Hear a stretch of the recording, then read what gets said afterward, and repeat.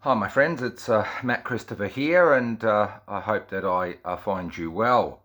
This video is my response, a formal response to the terrorist attack. That's what I call it, the terrorist attack on the Kingdom Hall of Jehovah's Witnesses in Hamburg in Germany. And also just a little bit of a commentary on some of the things that I'm seeing in the XJW community, and some of the things that I'm really not happy with at all in this context. Number one, directly about this attack, it's quite simply a terrorist attack.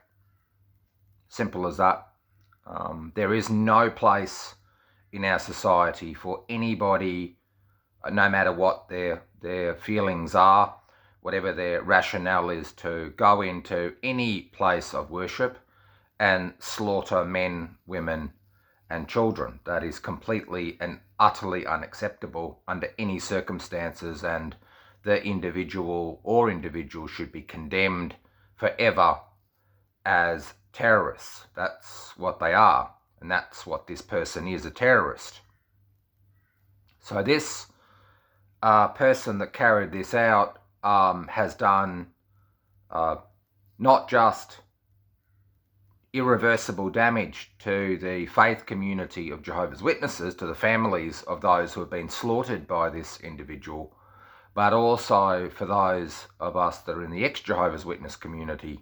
This terrorist has done enormous, almost irreversible damage to our cause to get justice for victims of sexual abuse, and also to get justice for those who have been shunned, damaged, hurt, and also those who have lost their lives because of the shunning practices of Jehovah's Witnesses. It's done tremendous damage to us that will take a very, very long time to recover from. So I have absolutely no sympathy for this terrorist at all. On a second thought, second thing I would say, and I strongly advise to other activists, I saw a very prominent activist put this individual's face up, their name, and so forth. Please don't do that. Don't give that terrorist any oxygen whatsoever. He should not be spoken about. And certainly what I do see is any book that he may or may not have written, let's not give any oxygen to that, because as far as I'm concerned, that's just a manifesto for his terrorism. It's as simple as that. For me, and I know many, many, many of you personally in the ex-Jehovah's Witness community, we do not have a hatred for Jehovah's Witnesses. We simply want justice, and we want reform to happen within the procedures and policies of Jehovah's Witnesses, especially on the issues of shunning blood transfusions or blood products, and also their Orwellian control over its members that destroy people's lives. But the answer can never be violence of any kind. Any kind. So for me, that terrorist will not have a name. The terrorist book will never be mentioned by me. And I do not view him as a victim. Second point is this, we shouldn't make excuses for this terrorist. And I see another prominent ex-Jehovah's Witness giving excuses on public forums about mental health issues of Jehovah's Witnesses. There is actually virtually no scientific proof whatsoever that people suffering from mental illness are in any way overrepresented in these acts of violence. Actually, quite the contrary. The people that have carried out acts of terrorism, whether it's in Europe or the United States or Australia, very few of them have ever had any diagnosed psychiatric problems. Different thought process. Let's not make excuses. Let's condemn this terrorist for who he is, a murderer of men, women, and children, and that he has done irreversible damage to the cause of us who are whistleblowers and are speaking our truth. Now, second point is this: for a very long time, a number of us ex-Jehovah's Witnesses have been looking at the behaviour of Watchtower and watching in horror and wondering what was going to happen. And I mentioned that I was very concerned some years ago about what was building, and especially with the attitude, the open warfare against ex-members, where the former member of the governing body of Jehovah's Witnesses, Anthony Morris III, was explicit in his hatred towards us and wishing us dead. The fact is this, that these atrocities are going to make it even harder for us to reach families. This terrorist attack is going to make it even more difficult for us to reach out to those who are wavering in their Jehovah's Witness faith and want another way out. This is only going to make it even worse. They already have it virtually impossible in many cases to bring themselves out of the Jehovah's Witness clutches. This terrorist has made it even more difficult. He's made it even more difficult for us to talk to governments who, just by their very nature, especially in the Western democracies, just don't want to go near religious freedoms. That's understandable. I said in a video some time ago that Jehovah's Witnesses here in Australia were asking for a Bill of Rights, and they viewed themselves as the same as Jews, under threat, and that they needed protection in the Constitution within Australia. And I said, and I warned, that if they got this, then anybody speaking out against Watchtower would be viewed in a way like anti-Semitism, but just for Jehovah's Witnesses. And this terrorism has given them what they want. You see, the fact of the matter is that we only have a very short time before the Watchtower is fully embedded in the legal and political and legal systems of the world. You see, the end game for the cabal of men in New York, while talking about the end of this wicked system, is they have very, very powerful friends in high places. Money talks, and they have obscene amounts. Okay? We know that those who are rich and obscenely powerful are very rarely ever brought to justice. It's just an absolute tragic coincidence that just when we have governments and authorities in Pennsylvania and other places in the United States, as well as Europe, really doing something extraordinary is to dare to look behind the veil of religion and to see whether procedures or policies are harming people, we have this murderous terrorist attack on Jehovah's Witnesses. I feel gutted, to be honest with you. I really do. I feel gutted because in many ways I see the work that all of us have put in, genuinely full of love and hope, made just virtually impossible by this circumstance. This is going to be turned into a issue that it's the ex-Jehovah's Witnesses' fault.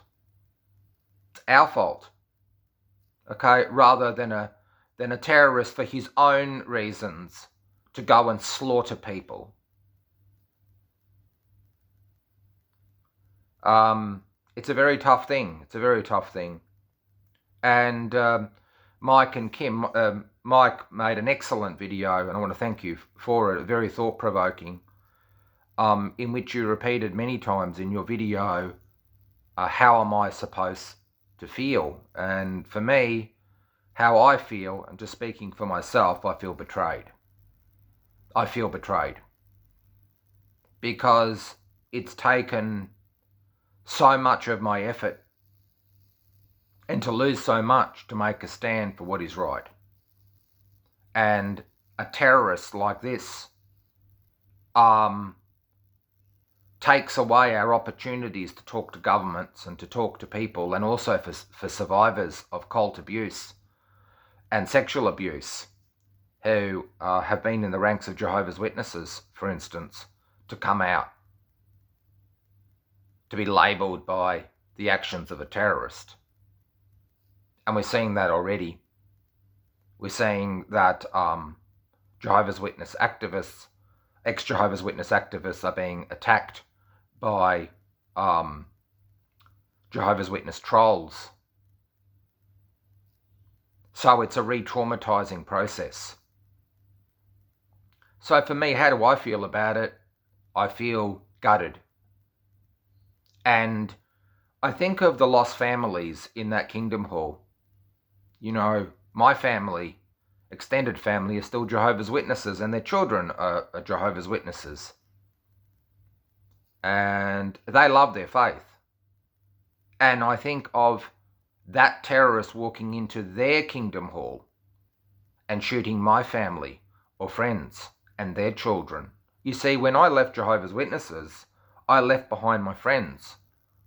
Okay, they did nothing wrong to me. Okay? It was the policies and the procedures of the cabal of men in New York that was so ungodly, so diabolical, so criminal, so disgusting in its filth, that I had to act. I didn't have a choice. I couldn't just stay there and accept what was going on. But I lost my friends. I lost my family. I love them. And even that I haven't seen my friends for a very, very long time. They've never seen my daughter grow up. Never seen my daughter. I've never shared in all the memories. That's a great loss. It's a trauma to me. But still, I love them. I love them as my friends, not as Jehovah's Witnesses.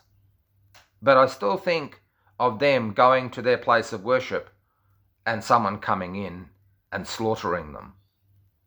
And it's disgusting and should be condemned.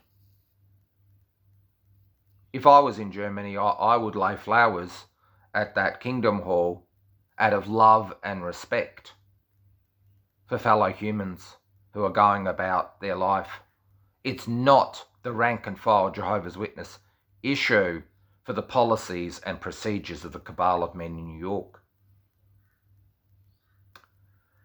As I said, I just hope that we band together and remember what we're fighting.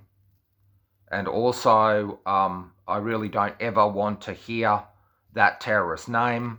I never want to be reminded of any book that is written or anything like that.